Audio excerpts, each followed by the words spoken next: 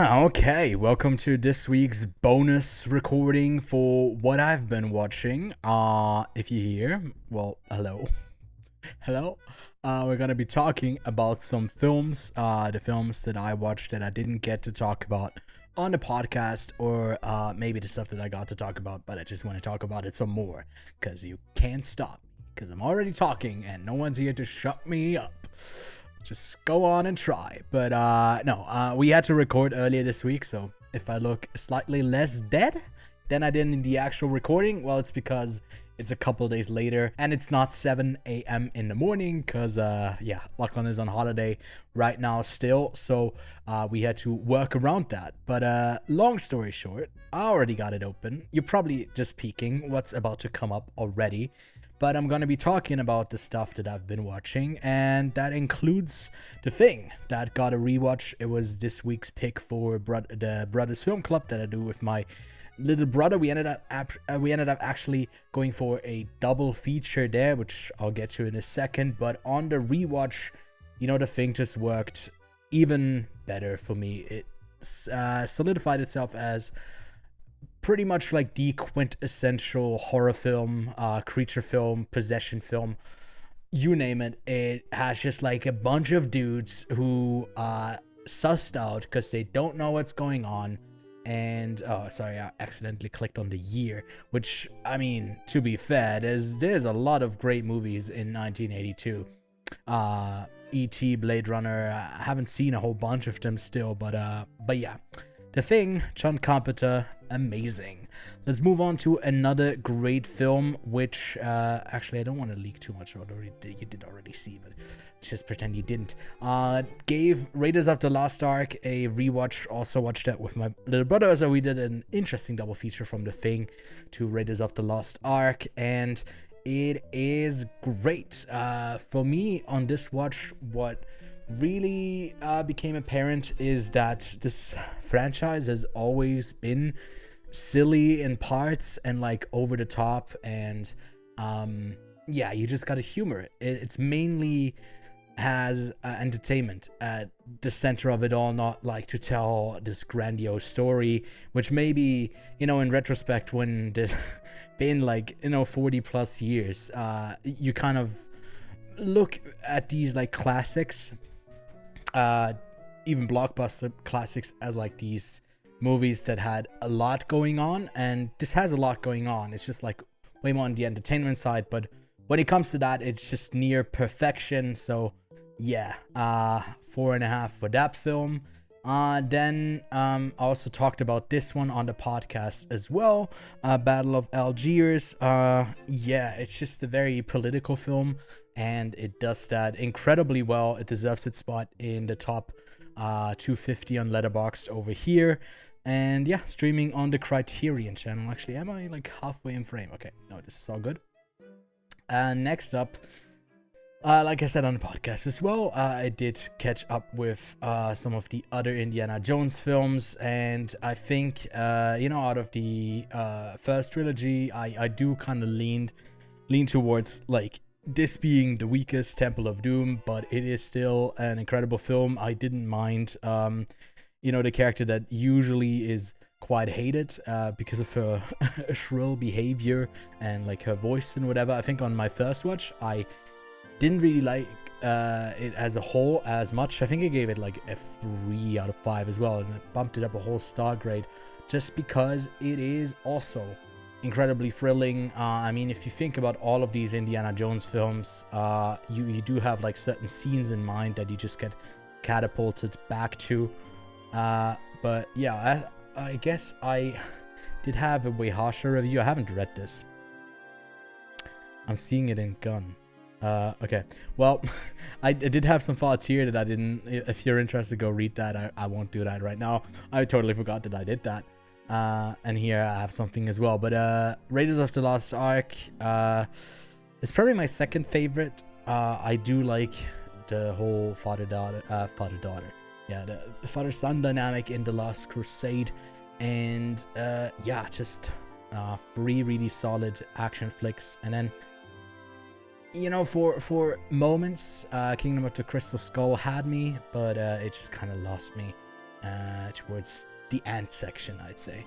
But I did like the drops from like the not the ravines, but the water stuff. Water drops. You know what I mean. Rabbit Run with Sarah Snook, who some people might know from Succession, was a rather disappointing mess that didn't really lead anywhere. And what's her name? Mia, I think. Is that the daughter's name? Yeah, Mia. Okay. I love how she's like the 8th billing, although Sarah Snook just like... Oh, it's also Sarah in the movie. Interesting. Keeps screaming the name Mia for like hundreds of times in this movie, and it is incredibly annoying, and it's boring. Frankly, I didn't like it at all, so stay clear of that rabbit. Nimona, though, she can definitely turn into a rabbit, maybe, is great. This is like how you do animation well. This is how you tell a story about inclusivity without being so incredibly performative with it. It's just like has it woven into its narrative naturally. It's a great, fun story that got a lot of heart. So Riz Ahmed, Chloe Gross Moretz also give great performances. Everyone in this, RuPaul as well, can recommend. Definitely go give it a try, and it's out on Netflix. Probably one of the best Netflix animated films that they've also done themselves, I assume. Blue Sky is, I think, there. Oh no, okay, so it is another licensed thing. Hold on, here they did the Ice Age stuff, but yeah, I mean, it's certainly better than most of the Ice Age movie, if not all of them. But yeah, go give Nimona a try. Next up, I did do an interview with the director and actor of this film. And yeah, fuck, you can see that I liked my own video. Jesus Christ. Okay, there's some other likes on it as well.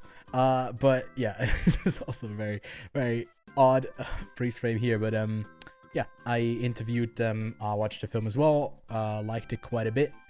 And yeah, had a great conversation with the director and the lead actor.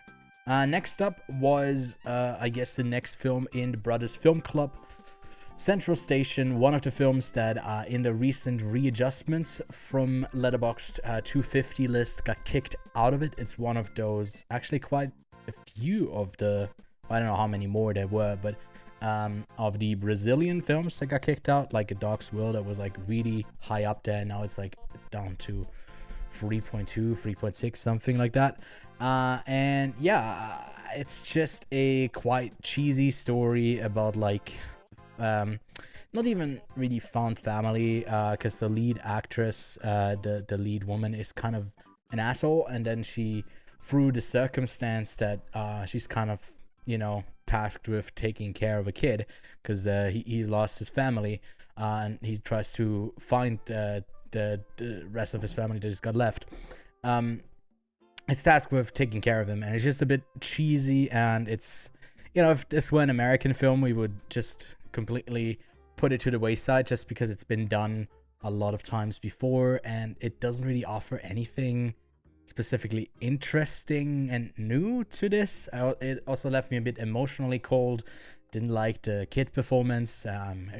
Quite stingy when it comes to those. Yeah, that it really needs to sell me on it that I like it. So yeah, Central Station definitely doesn't deserve to have been in the Letterboxd 250. And then I watched the two Insidious films that does have a couple of scary moments, but it's just dragged down by pretty, like, ultimately I think due to the script, kind of flat and pretty bad performances from Patrick Wilson and Rose Byrne.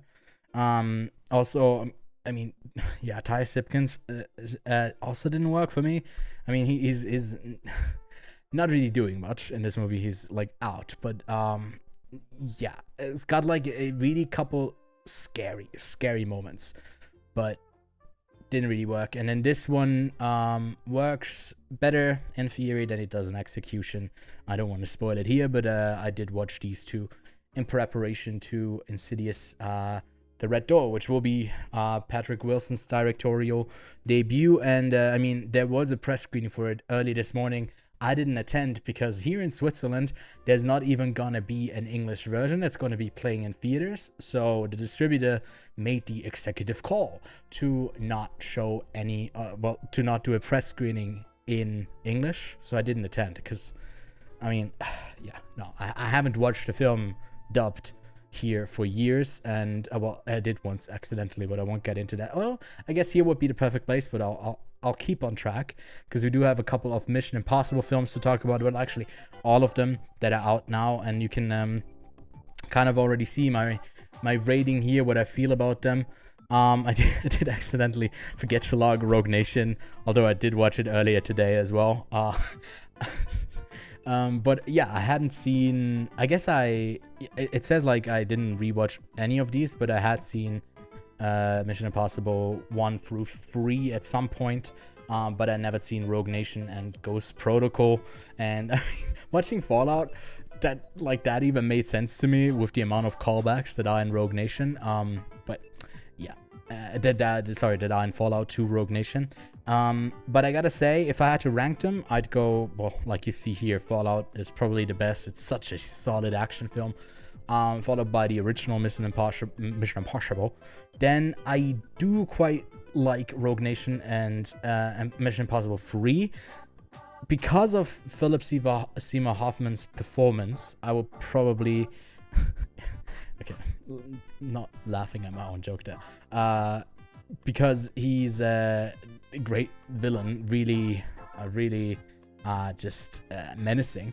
But overall, just like what Mission Impossible has like kind of evolved, I was about to say devolved, but evolved into, Rogue Nation might be a better representative. And I do like the new kind of take on this at the helm of Christopher McQuarrie, who has been doing it since 2015, who's done Fallout and is going to do the next 2, Dead Reckoning. And I mean, with the first one, you have Brian De Palma. Then you got it followed up by John Woo, which is just a John Woo film that is masquerading as a Mission Impossible film. It's just like the whole film, I'm waiting for like the pull that this was all a joke and it's not actually canon, because it's so over the top. It's fun, but it really doesn't fit into this franchise. So I really didn't like it. I'm glad they got it back on track with 3, which is then directed by J.J. Abrams. So there's some open-end stuff that you get in that one.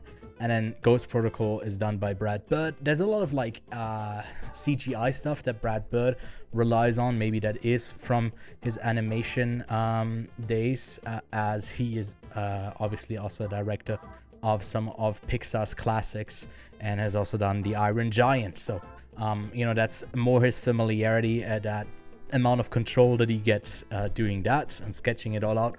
And I think in parts, what Mission Impossible does so amazing in the later films and even before then is some of the staging and blocking and all of the stunt coordination in these films. And here, I think he relies a lot on CGI to do a lot of like the big lifting moments. Like sometimes the climax to a scene is usually like, I don't know, something big, like the Kremlin being blown up and stuff like that. And that's just kind of what I remember from this film. All of them do have really solid action, but I mean, since Ghost Protocol, I think Ghost Protocol has a couple of those like pull-aways to the side with the explosion. But since Christopher McQuarrie has taken the gig up to do these, it's just increased in the amount of stunts that Tom Cruise is doing, and it's actually really impressive. And I mean, Fallout is definitely like the pinnacle of that. And I mean, I can't wait. I'm seeing Mission Impossible Dead Reckoning this Friday, and we will be reviewing it in spoiler fashion on the podcast in, I guess, 2 weeks from now, because next week will be Insidious. So yeah, we got a couple of interesting weeks. Insidious, The Red Door, then we got Mission Impossible, and then we got a double feature of Barbie and Oppenheimer. An interesting a few upcoming weeks ahead of us. So let's actually center this up. I'll move over here. So Well, actually, oh, I'm sweating. What? It is quite hot here, so apologies for the sweat. I'm keeping this side of frame empty so I can pull up some of the posters for the series that I've been watching. Still watching It's Always Sunny in Philadelphia. There was the crossover episode that wasn't really a crossover episode. It was just like Bryan Cranston and Aaron Paul on it there. I think they just kind of didn't really use them in a really interesting way. It was one of the weaker episodes of Always Sunny. It was a bit of a letdown. Then The Idol also finished, and that was abysmal. And I think they collapsed the whole show, but also the whole I guess amount of episodes they were doing from 6 to 5. So the 5th episode was the finale, and you could feel that like there was a lot of condensed stuff down there to like arrive at a point where someone's not, you know, in the loop anymore. And the way that they go about it in the ending, which I don't know, I do want to spoil it because you should never watch it, even just like to hate watch it. Don't watch it. It's just so incredibly stupid and juvenile, and it's so bland. Some people have been saying it looks good, so that's a redeeming factor. It doesn't even look good. There's nothing redeeming about it, and I was misled for the first 2 episodes because I thought maybe it does something interesting later on. It did not. It definitely just disappointed. I finished Gotham Knights. That series concluded as well. Also ended with a 1 out of 10 there. It's just so bad, and it got cancelled as well, I think. And they do leave it off as a bit of a cliffhanger. Like the whole season 1 was kind of a setup to get to Two-Face in a way. And then they also leave one of the characters like definitely at a jumping off point for a future story. Like literally it could be a post-credit scene, and it's so cringe. It's so bad. But yeah, that's that. Hijack, actually, with Idris Elba on a plane helping out the hijackers. What's going on there? What's happening? A plane is being hijacked. Why? I don't know yet, because I've only seen the first 2 episodes, and it's been great, thrilling actions at high altitudes. Definitely can recommend that. I think the next episode is dropping tomorrow, so will be watching that weekly. I'm bummed that Apple didn't send me the whole screeners, but they unfortunately don't do it with the series only with movies. But yeah, and just hard to get a hold of. They're busy with the Vision Quest. Speaking of Apple Platonic, still been watching that weekly. Can recommend. Latest 2 episodes were really fun. And then I binged through the entirety of I Think You Should Leave, which is a great bit of fun. It's got some really iconic moments that I've seen on the internet before. I didn't really know where they came from, but Tim Robinson has an interesting comedic style.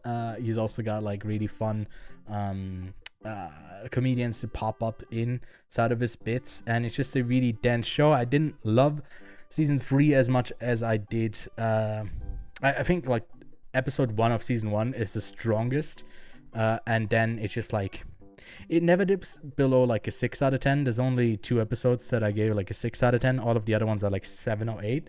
So if you want to be entertained, a couple of good laughs over on Netflix, I Think You Should Leave. And that's it. That's all I've been watching. There's a couple of things that I will be watching over the week. I also watched the opening again of Dial of Destiny. I had to hint get from a certain website, get it. So I watched it in like Spanish or Portuguese, just so I did see like what the opening did there. Because when we came into screening in Cannes, because it was in the Grand Lumière and the actual like premiere big theater where they do like red carpet stuff, compared to like the other ones when they're delayed, they're delayed. They were delayed technically. They wait until everyone's in there, or like most people are in there, and then they start the movie. They do that with press stuff. They don't do it in that theater, which is accessible to industry people as well. And they just started the film, and I saw that we missed 9 minutes of the opening, and it was actually like pretty bad because we missed most of the pretty harsh looking de-aging of Harrison Ford, and yeah, I mean, it wouldn't affect my rating of it, but it has kind of tainted that opening sequence a bit to me, because I still feel like that was the strongest part of it. Haven't rewatched the entire thing, and I did fall asleep a couple of times during that screening, not gonna lie, but I'm not gonna watch it in Portuguese, so I'll have to wait until it hits VOD for me to give it a proper rewatch. But yeah, if you're listening to this, and you probably have listened to a full-on spoiler discussion of the film already, so thanks so much for tuning in. Thanks for supporting, I guess. Here you're not really supporting in a monetary way, but yeah, just to be around and be watching and be interested. I don't know where I'm leading with this. I just want to say thank you, have a good week, and I'll see you soon.